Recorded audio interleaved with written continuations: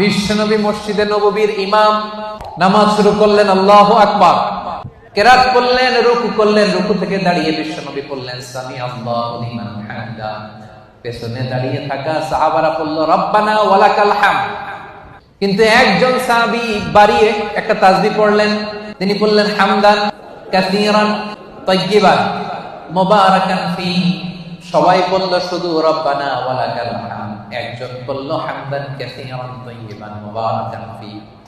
বিশ্বনবী নামাজ শেষ করলেন, নামাজের পরে বিশ্বনবী জিজ্ঞেস করলেন ওই অতিরিক্ত তাসবিহটা কে পড়েছো? দাঁড়াও। কেউ দাঁড়ায় না, ভয়, কারণ এটা বিশ্বনবী শিখায়নি। বিশ্বনবী বললেন দাঁড়াও, অভয় দিলেন, বললেন দাঁড়াও, দাঁড়াইছে। বলছে কোত্থেকে শিখছো? কয় নিজে নিজে বানাইছি।